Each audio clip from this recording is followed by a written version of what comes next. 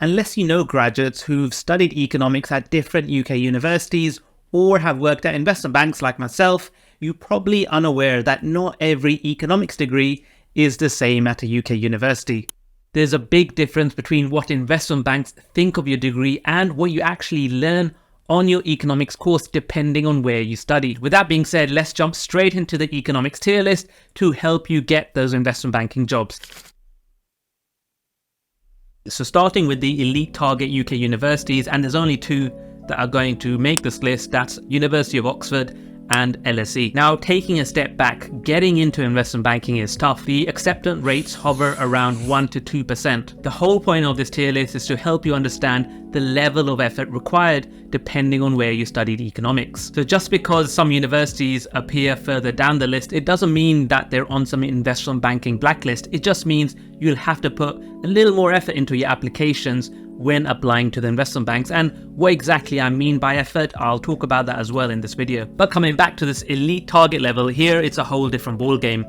When studying economics at either the University of Oxford or LSE, instead of trying your best to work at an investment banks are trying their best to get you to work for them. They'll host loads of meet and greets throughout the year to try and impress you, as well as sponsor nearly all the university's events and societies so that they can remain in your mind at all times. Interestingly, it's not often that you see either University of Oxford or the University of Cambridge ever get beaten in the academic or professional arenas in the UK, but investment banking is definitely one of them. Generally, I'm not going to be ranking universities that appear in the same category, but here, London School of Economics is definitely top of the list. What sets these two universities apart, as well as what this entire tier list is about, are points such as year-on-year representation among spring weeks and summer internships, the amount of campus marketing such as dinners, presentations, and networking events, and also having separate recruiting procedures for each school. And when it comes to all of those points, there's no other universities in the UK that can compete with either LSE or the University of Oxford.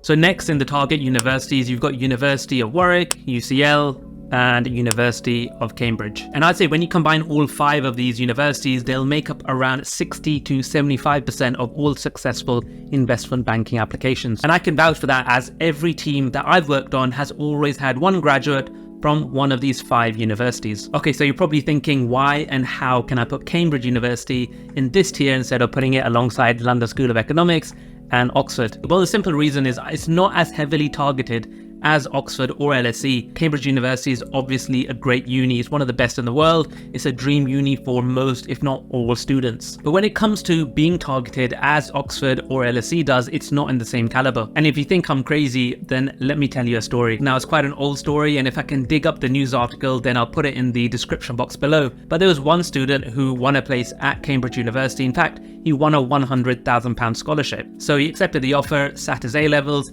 got 10 A's.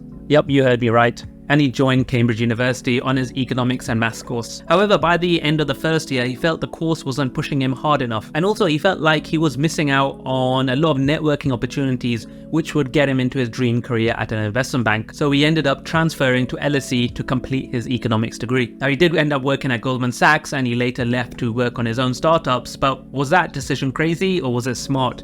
Let me know in the comment section below. So in this grouping, just like the one above, the investment bankers will openly hold networking sessions with you throughout the year. And it really is about these networking events, which at times can be around 4 to 5 a week. Now, these might seem like a simple meet and greet, but they're far from that. The amount of knowledge that you can gain from these first-hand meetings massively helps you during your applications and interview stages, where you'll be able to give better answers than the other candidates who don't have these opportunities when it comes to answering questions such as, why do you want to work in an investment bank, and what do you know about the industry? So the gap between the elite targets and just target UK universities isn't massive, but it is noticeable when you compare all of the inputs in deciding the tier list that I mentioned previously. And just to be clear, the level is still highly sought after for the graduates. In fact, UCL has the second highest alumni working at Goldman Sachs.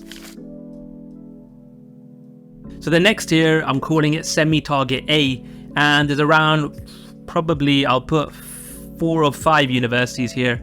So we've got Bristol University, King's, Durham, Bath, and Nottingham University. I've actually got quite a lot to say about these universities. Firstly, whilst the gap between the elite targets and the target UK universities was relatively small, the gap between the target and the semi-targets is much larger. I'd say the first thing for students attending these universities is not to fall behind.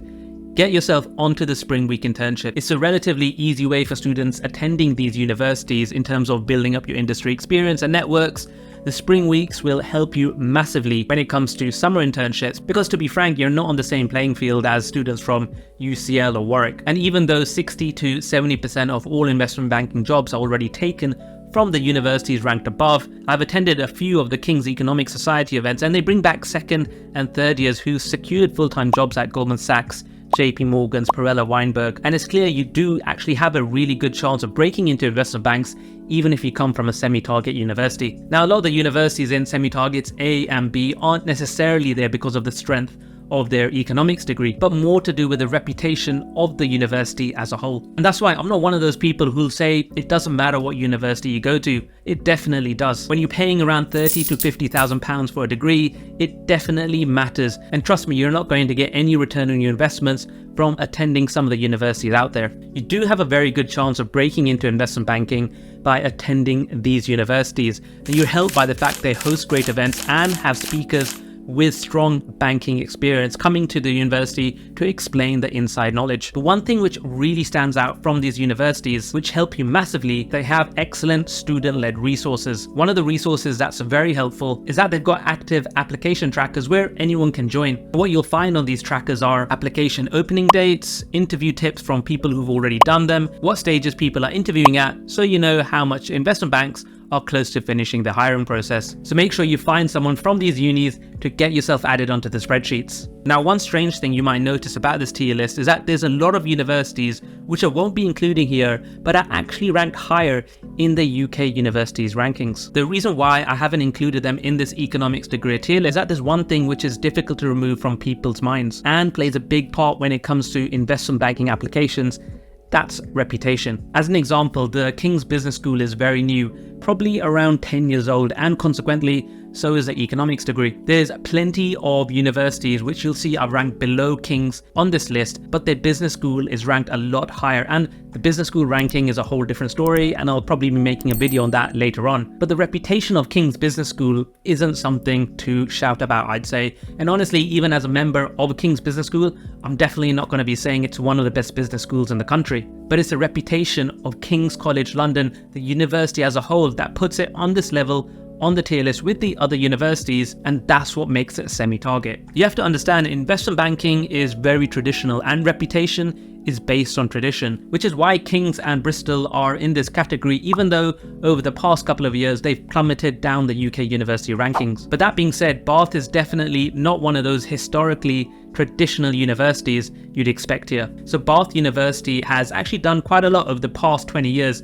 for it to be placed in this category. 20 years ago, no one would have talked about Bath alongside these other universities. And if you want to know more about Bath University and why it's such a good uni, I've already made a video where I cover the University of Bath and 3 other non-Russell Group unis which are better than 80% of all Russell Group unis out there, so go check that out if you want to learn more about the University of Bath. Now, Bristol and Durham are both part of the British elite establishment, and the majority of the students that apply here are also going to be applying to Oxbridge. I'm sure people at these universities will probably think that they should be a lot higher, probably in the same category as Warwick and UCL, but nah, they're definitely not in the same category. There's only so much that your reputation can carry you. Still, Bristol and Durham are both top universities, and I generally, like I said, ignore the UK rankings. I've seen students getting into front office, definitely middle office easily, but they're nowhere near the same number as UCL. So the summary of this section is that these unis are great institutions, but when it comes to the name recognition for people in investment banking, these UK universities are living off their reputation, as opposed to guaranteeing amazing students with every applicant, with managing directors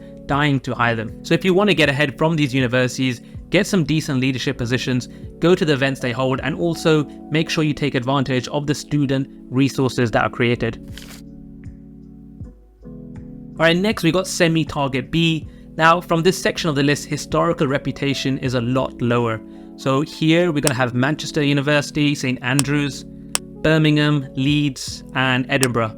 So yes, St Andrews and Edinburgh University have a very long, excellent history, but that's not specifically catered towards investment banking. So in semi-target B, it's not necessarily the university's reputation that's going to get you through, unlike semi-target A, but it's more to do with the quality of the teaching that you get at the university. So what I said at the beginning of the video, where not every UK economics degree is the same, this is really where you see it. I'd also emphasize, if you did economics at A level, which in my opinion was really easy to get an A or an A star in, and thought an economics degree is going to be just as easy, then you're going to be in for a shock. The higher up the rankings you go, so from semi-target B onwards, the more an economics degree just becomes a math degree. And that's why when you apply to these universities for economics, they don't necessarily specify that they want students to study economics at A level, but they do definitely specify that you must have studied maths at A level, often asking for an A grade. So comparing my friends' economics degrees at lower ranked unis to the ones I studied at, say at Bristol, I can definitely confirm the difference in the level of maths required at these universities, where at the lower ranked unis, the level of maths was a lot lower. Often, what you were taught at the higher ranked unis in year 1, you are only covered in year 3 at the lower ranked universities. At the end of the day, when working for an investment bank, they would much prefer someone with an economics degree which contained a higher proportion of maths, as opposed to one which had a higher qualitative proportion. So University of Manchester was always going to make the list, and if I was focused on its postgrad business school, I would have placed it in semi-target A, as its Alliance Business School is very well regarded. But at undergrad level, it's probably best it fits here.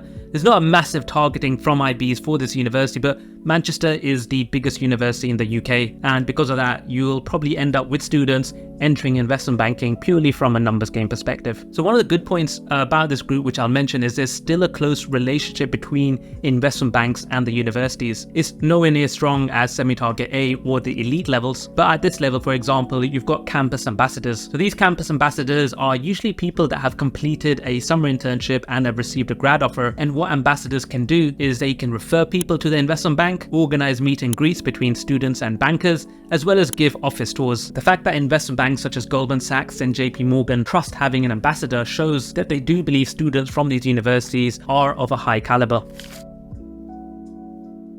Lastly, we've got the low targets, and here I'm going to put the remaining universities, so Queen Mary, York, City, Southampton, Lancaster, and Exeter. So here in this grouping, these aren't necessarily targets per se. There's no real push from investment banks to hire people from these universities. There's not going to be any dedicated events every week or have investment banking employees come down for meet and greets. However, what you will find are students from these universities have made it into investment banking in decent numbers, so it's enough for them to be mentioned on this tier list. So drilling down a little more into universities, Queen Mary's is here since you can see Canary Wharf from the university. No, but seriously, I've actually already made a video on Queen Mary on just how underrated of a university it is.